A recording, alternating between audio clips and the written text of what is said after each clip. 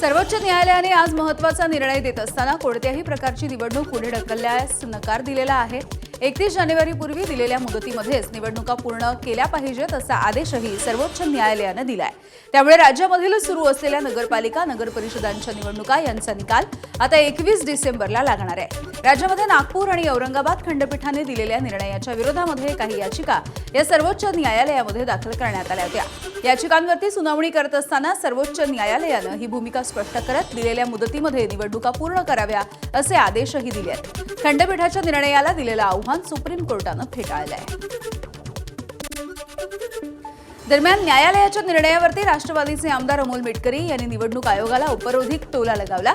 21 डिसेंबरला होणारी मतमोजणी 31 डिसेंबरला घ्यावी असा चिमटा मिटकरींनी निवडणूक आयोगाला घेतलाय। तर नवीन वर्षाच्या मुहूर्तावरती मतमोजणी घेतली तर निश्चितपणे महायुती असो किंवा महाविकास आघाडी दोघेही नाराज होणार नाहीत। सर्वच नववर्षाचं स्वागत म्हणून फटाके फोडणार आणि गुलालही उधळणार असा उपरोधिक टोला मिटकरींनी लगावलाय। त्यांना म्हणतो की आता 10 दिवस कशाला तुम्ही टांगत ठेवा, म्हणजे आणखी 10 दिवस टांगून ठेवा ना। 21 ऐवजी जर 31 डिसेंबरलाच निकाल दिला तर ना महायुती नाराज होईल ना महाविकास आघाडी नाराज होईल, कारण 1 जानेवारीला नवीन वर्ष लागतं। सर्वच फटाके फोडतील, गुलाले उधळतील। त्यामुळे निवडणूक आयोगाने आणखी हे 10 दिवस निकाल पुढे ढकलावे अशी प्रार्थना मी त्यांना केली। भाजपच्या मुंबईमधल्या कार्यक्रमामध्ये मंगलप्रभात लोढा यांनी एक खळबळजनक असं वक्तव्य केलंय।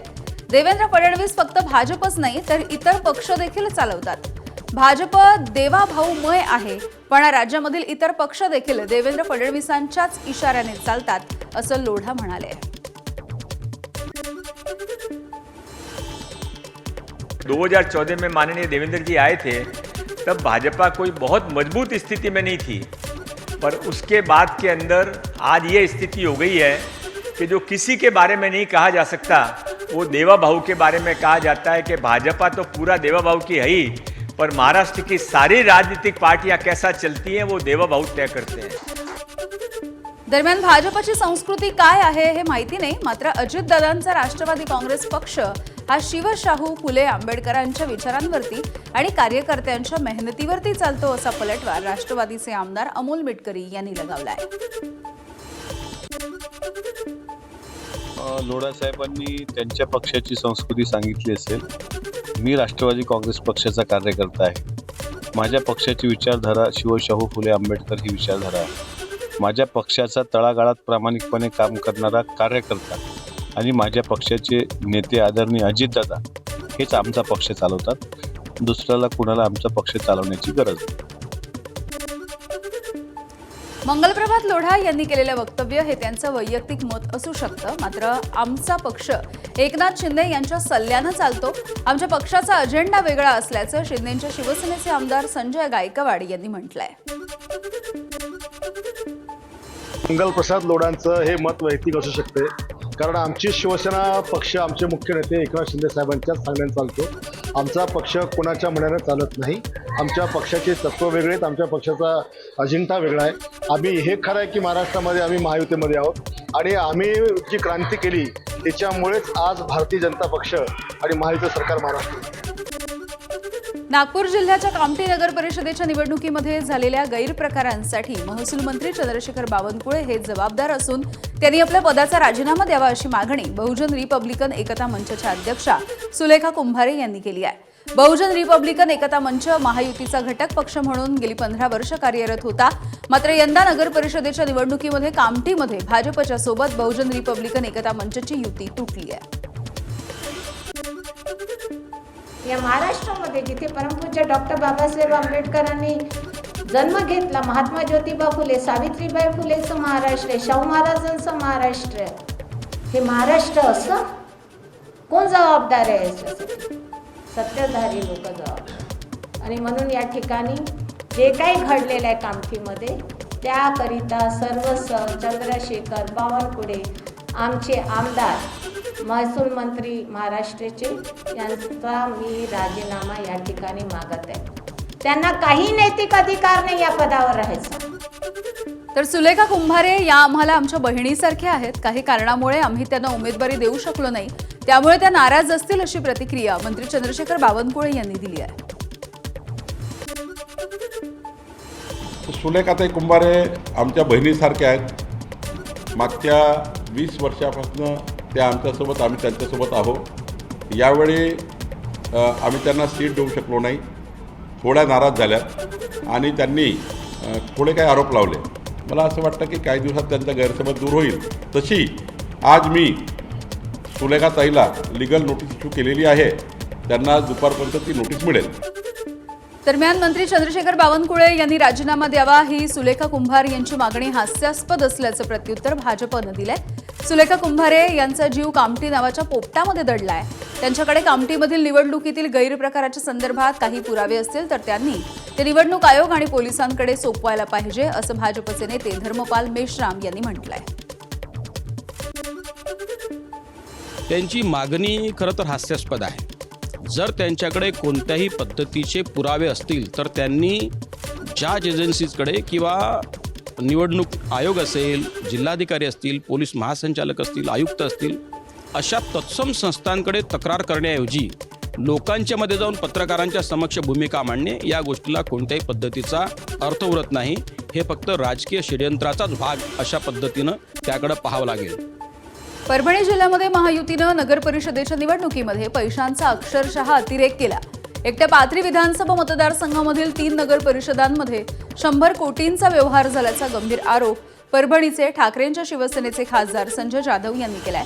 तसंच परभणी जिल्ह्यामध्ये मताला 10 ते 15 हजार रुपये वाटले असा आरोपही संजय जाधव यांचा आहे. यासोबतच निवडणुकींचा निकाल हा 21 डिसेंबरला घेणं हे सर्व भाजपनं केलेलं गौडबंगाल असल्याचाही संजय जाधव यांचा दावा आहे. एका मतदाराला 5-5, 10-10 हजार एवढाले पैसे जर एका घरात 10 मतं असतील तर लाख 2-2 लाख दोघा तिघायची मिळून एवढाले पैसे मिळाल्यावर माणूस काय करेल? भारतीय जनता पार्टीला जे पाहिजे होतं ते झालंय. कारण आजपर्यंत मी निवडणुका बघत आलोय, मी लढत आलोय.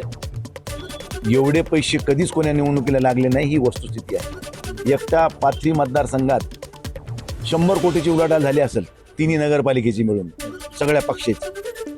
आगामी वसई विरार महानगरपालिका निवडणुकांच्या पार्श्वभूमीवरती मतदार याद्यांमध्ये मोठ्या प्रमाणावरती गोंधळ असल्याचा आरोप बहुजन विकास आघाडीने केलाय. मतदार यादीमध्ये तब्बल 80 हजारांपर्यंत दुबार मतदारांची नावं असल्याचा दावा बहुजन विकास आघाडीने केला. तसंच त्यांनी निवडणूक अधिकाऱ्यांकडे औपचारिक तक्रार नोंदवली आहे. या आरोपांच्या नंतर वसई विरार शहरामधलं राजकीय वातावरण देखील काहीसं ढवळून निघालंय. दुबार नावं राहिल्यामुळे निवडणूक प्रक्रियेची पारदर्शकता धोक्यात येत असून काही गटांना त्याचा फायदा मिळू शकतो असाही आरोप बहुजन विकास आघाडीनं केला आहे. बहुजन विकास आघाडीने ऑब्जेक्शन दिलेलं आहे आणि फुल प्रूफ दिलेलं आहे, प्रिंट मारून दिलेलं आहे, पेन ड्राईव्ह दिलेला आहे. 80 हजाराच्या वरती दुबार नावं आहेत. त्यानंतर फोटो सेम असलेले पण नावं वेगवेगळी असलेली अनेक नावं आहेत. सिंगल नाव असलेलं नुसतंच नाव, पुढे वडिलांचं किंवा आडनाव नसलेली अनेक नावं आहेत. इपिक नंबर सारखेच असलेले अनेक आहेत. परभणी महानगरपालिकेनं प्रसिद्ध केलेल्या प्रारूप मतदार याद्यांमधील घोळ हा दिवसेंदिवस वाढत चाललेला दिसतोय. परभणी शहरामधील प्रभाग क्रमांक 4 मध्ये तर चक्क यूपी बिहारच्या जवळपास 67 मतदारांची नोंदणी झाल्याचा प्रकार उघडकीस आलाय. ज्या गोकुळनगर भागामध्ये या मतदारांची नोंदणी करण्यात आली आहे त्या भागामध्ये केवळ 25 घरं आहेत. ती देखील सर्व अधिकारी वर्गाची आहेत. त्यासोबतच इतरही जवळपास 1000 ते 1500 मतदार हे बोगस असल्याचं देखील समोर येत आहे. या संदर्भात महानगरपालिकेकडे तक्रार करून देखील कारवाई करण्यात आलेली नाही आहे. मनपाचे आयुक्त देखील याची दखल घेत नसल्यामुळे शेवटी तरुण इच्छुकांनी थेट न्यायालयामध्ये जाण्याचा निर्णय घेतला आहे. त्या प्रभाग क्रमांक 4 मध्ये असं निष्पन्न झालं की यूपी बिहार यातल्या लोकांचे नावं आढळले आणि ते 1683 नावं ही प्रभाग क्रमांक 5, प्रभाग क्रमांक 3, प्रभाग क्रमांक 15, प्रभाग क्रमांक 10 इथली नावं सुद्धा प्रभाग क्रमांक 4 मध्ये आणलेली आहे. संबंधित याचा खुलासा आणि याच्या पुराव्यांनिशी आम्ही महानगरपालिका यांना दाखल सुद्धा केलं. संबंधित आयुक्त यांना बी भेटलो ही बाब निदर्शन आणून दिली. आता हा जो मतदान कार्ड आहे हे आहे ब्रिजेश कुमार. याचा जे ॲड्रेस आहे गोकुळनगर. गोकुळनगरमध्ये फक्त 22 घर आहेत. आमच्या माहितीच तो तिथं कोणीही ब्रिजेश कुमार राहत नाही. तर याच्यासोबत जवळपास अजून भरपूर नावं आहेत ते आम्ही उघडकीस आणू. यूपी बिहारचे नावं जे आहेत हे प्रशासनाचं लक्ष कुठे आहे? प्रशासनाला हीच विनंती आहे, कलेक्टर साहेबांना विनंती आहे की जे या घोळामध्ये सामील आहेत जसे की BLO असो, तहसीलदार असो, आयुक्त असो, निवडणूक आयोग असो, या सर्वांना कारवाई व्हावी. नाही तर कारवाई जर नाही झाली तर आम्हाला हायकोर्टामध्ये झेप घ्यावी लागेल. धाराशिव नगरपालिकेसाठी मतदान पार पडल्याच्या नंतर मतपेट्या शहरामधल्या शासकीय औद्योगिक प्रशिक्षण संस्थेच्या स्ट्रॉंग रूममध्ये ठेवण्यात आल्या. स्ट्रॉंग रूमच्या बाहेर मोठा पोलिसांचा बंदोबस्त तैनात करण्यात आला. परिसरामध्ये राज्य राखीव दलाच्या शस्त्रधारी पोलिसांचा पहारा बघायला मिळतोय. सगळ्या हालचालींवरती लक्ष ठेवण्यासाठी या ठिकाणी सीसीटीव्ही कॅमेरे देखील बसवण्यात आलेले आहेत. नगर परिषदांच्या निवडणुकीच्या दरम्यान बीड आणि गेवराईमध्ये मोठा गोंधळ उडाला होता. त्यामुळे स्ट्रॉंग रूमच्या बाहेर स्थानिक पोलीस प्रशासनासह SRPF जवानांच्या तुकडीचा देखील पहारा आहे. मात्र बीड आणि गेवराईमध्ये झालेल्या गोंधळाच्या नंतर स्ट्रॉंग रूमच्या बाहेर काही पक्षांच्या कार्यकर्त्यांनी देखील पहारा दिलाय. मतपेट्या ठेवलेल्या ठिकाणी वारंवार विद्युत पुरवठा, सीसीटीव्ही कॅमेरा बंद होत असल्याचा देखील इथल्या कार्यकर्त्यांचा आरोप आहे. त्यामुळे निकाल लागेपर्यंत स्ट्रॉंग रूमच्या बाहेर पहारा देण्याचा निर्णय इथल्या कार्यकर्त्यांनी घेतला आहे. बीडमध्ये मतदान प्रक्रियेला गालबोट लागलेलं होतं आणि त्यानंतर मोठा गोंधळ जो आहे तो देखील पाहायला मिळाला होता. त्यानंतर जर आपण पाहिलं तर बीडमधील जी स्ट्रॉंग रूम उभारण्यात आलेली आहे त्या ठिकाणी पोलिसांचा फौज फाटा जो आहे तो देखील तैनात करण्यात आलेला आहे. SRPFच्या जवानाच्या माध्यमातून देखील या ठिकाणी सुरक्षा देण्यात आलेली आहे. त्याबरोबर स्थानिकचं पोलीस प्रशासन जे आहेत ते देखील या ठिकाणी दिवस रात्र पहारा देत असल्याचं चित्र पाहायला मिळत आहे. इथे तुम्ही स्ट्रॉंग रूमच्या बाहेर आहेत, नेमकी मागणी काय तुमची? आमचा प्रशासनावरती आणि भारतीय जनता पार्टीवरती कुठल्याही प्रकारचा विश्वास नाही. या ठिकाणी नगराध्यक्षपदाच्या आणि नगरसेवकांच्या पदामध्ये ते कसल्याही प्रकारे या ठिकाणी पेट्यामध्ये गोंधळ घालू शकतात. पाठीमागं आपण इतर राज्यांचे निकाल पाहिले असतील, काही आपण बाईट मीडियाच्या माध्यमातून पाहिले असतील की EVMचे निकाल बदलता येत आहेत. असे काही सॉफ्टवेअर आहेत, इंजिनियर आहेत, तर हे त्या ठिकाणी जाऊन काही गोंधळ घालू शकतात. त्या ठिकाणचा निकाल बदलवला जाऊ शकतो अशी दाट शक्यता असल्यामुळे आम्ही काँग्रेस पार्टीच्या वतीनं या ठिकाणी स्वतः आम्ही पहारा देत आहोत. माझ्या मागे पाहू शकता या ठिकाणी जवळपास SRPF असेल, स्थानिकचं पोलीस प्रशासन असेल, या दोन्ही यंत्रणेच्या माध्यमातून या स्ट्रॉंग रूम बाहेर जी सुरक्षा जी आहे ती देण्यात आलेली आहे. मात्र दुसरीकडे जर पाहिलं तर काही पक्षांची पदाधिकारी असतील ते दिवसरात्र या ठिकाणी पहारा देऊन प्रशासनावरती आमचा विश्वास नसल्याचं देखील सांगतात आणि त्यांच्या माध्यमातून या ठिकाणी स्ट्रॉंग रूम बाहेर अशा पद्धतीने पहारा जो आहे तो दिला जातो आहे. कॅमेरामन प्रमोद विकास माने, ABP माझा, बीड. आगामी स्थानिक स्वराज्य संस्थांच्या निवडणुकांच्या पार्श्वभूमीवरती छत्रपती संभाजीनगरमधील अजित पवार यांच्या राष्ट्रवादीच्या पदाधिकाऱ्यांनी ठाकरेंच्या शिवसेनेमध्ये पक्षप्रवेश केलाय. उद्धव ठाकरे यांच्या उपस्थितीमध्ये आणि अंबादास दानवे यांच्या नेतृत्वात कार्यकर्ते आणि पदाधिकाऱ्यांनी ठाकरेंच्या शिवसेनेमध्ये पक्षप्रवेश केला. तसंच भाजपमधल्या काही पदाधिकाऱ्यांनी देखील ठाकरेंच्या शिवसेनेमध्ये पक्षप्रवेश केलेला आहे. मुंबई महानगरपालिकेसाठी भाजपची निवडणूक संचालन समिती घोषित करण्यात आली आहे. मुंबईचे अध्यक्ष अमित साटम यांच्या नेतृत्वाखाली समितीची घोषणा करण्यात आली. देवेंद्र फडणवीस, नितीन गडकरी, पियुष गोयल, विनोद तावडे, रवींद्र चव्हाण विशेष निमंत्रित सदस्य असतील, तर आशिष शेलार यांच्यावरती निवडणूक प्रभारी म्हणून जबाबदारी देण्यात आली आहे. राज्यामधल्या सहकारी संस्थांच्या निवडणुका पुढे ढकलण्याचा निर्णय घेण्यात आला. स्थानिक स्वराज्य संस्थांच्या निवडणुका होईपर्यंत निवडणुका पुढे ढकलण्याचा निर्णय घेण्यात आलाय. सहकारी गृहनिर्माण संस्थांच्या निवडणुका मात्र वेळेतच होतील. या संदर्भामध्ये राज्य सरकारकडून शासन निर्णय जारी करण्यात आलेला आहे. राज्यामधल्या महायुती सरकारला आज 1 वर्ष पूर्ण होत आहे. नोव्हेंबर 2024 मध्ये झालेल्या विधानसभा निवडणुकीमध्ये महायुती सरकारनं मोठा विजय मिळवला होता. 288 जागांपैकी 235 जागा जिंकून पुन्हा एकदा सत्ता स्थापन करण्यात आली. भाजप, एकनाथ शिंदेंची शिवसेना आणि अजित पवार यांची राष्ट्रवादी या पक्षांचा समावेश असलेल्या महायुती सरकारचा शपथविधी हा 5 डिसेंबर 2024ला पार पडला होता. तर आज महायुती सरकारच्या सत्ता स्थापनेला 1 वर्ष पूर्ण झालंय. सरकारच्या वर्षपूर्तीनिमित्त फडणवीसांनी अनाथ मुलांसोबत संवाद साधलेला होता आणि यावेळेला त्यांचे अनुभव जाणून घेत असताना मुख्यमंत्री काहीसे भावुकही झाले. महायुतीच्या सरकारच्या वर्षपूर्तीच्या निमित्ताने मुख्यमंत्री देवेंद्र फडणवीस यांच्या 11 वर्षांच्या कार्यकाळावरती आधारित एका चित्रांचं प्रदर्शन कुलाब्याच्या वर्ल्ड ट्रेड सेंटरमध्ये भरवण्यात आलेलं आहे. चित्रकार भरत सिंह यांनी साकारलेल्या या ऑइल पेंटिंगच्या माध्यमातून मुख्यमंत्री म्हणून फडणवीसांनी केलेल्या कामांना अधोरेखित करण्यात आलंय. मुंबई भाजपचे अध्यक्ष अमित साटम यांच्या हस्ते या प्रदर्शनाचं उद्घाटन झालं.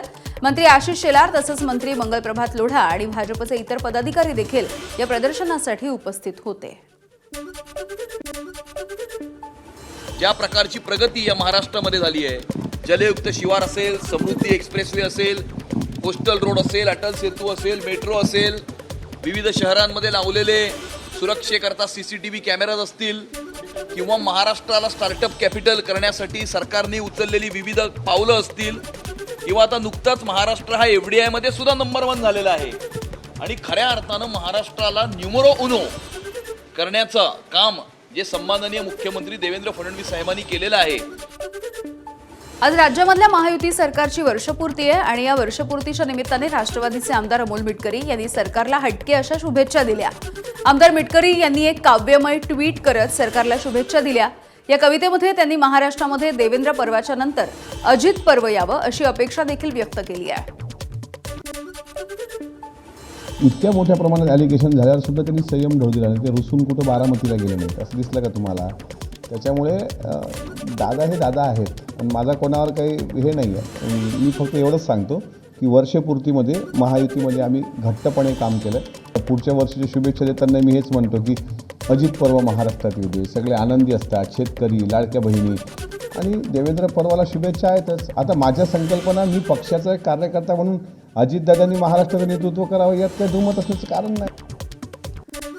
दरम्यान वर्षभराच्या कालावधीमध्ये महायुतीनं केलेल्या कामांना मंत्री गुलाबराव पाटील यांनी 7 गुण दिलेले आहेत. केंद्र आणि राज्य सरकारचा निधी एकाच वेळी आला असता तर आपल्याला 10 पैकी 10 गुण मिळाले असते अशी प्रतिक्रिया देखील गुलाबराव पाटील यांनी दिली आहे. सरकारने जी मागच्या काळामध्ये कामं सुरू केली होती, विकास कामं, ती बऱ्यापैकी त्याच पद्धतीने सुरू आहेत आणि नवीनसुद्धा प्रकल्प या ठिकाणी दिसत आहेत. आणि आपण आज पाहिलं असेल की वेगळ्या योजना ज्याच्यामध्ये जे अपूर्ण प्रकल्प होते, सिंचनाचे असतील किंवा पाण्याच्या पिण्याच्या योजनेचे असतील, रस्त्यांचे असतील, येणारे उद्योगधंदे येण्याकरता जो प्रयत्न सरकारने केलेला आहे. तर आपल्याला माहिती आहे की वर्षपूर्तीमध्ये जेवढे आश्वासनं सरकारने दिली होती त्याच्यापैकी बरीच आश्वासनं ही पूर्ण करण्याचा प्रयत्न केलेला आहे. मी 10 पैकी माझ्या याला 7 मार्क दिले.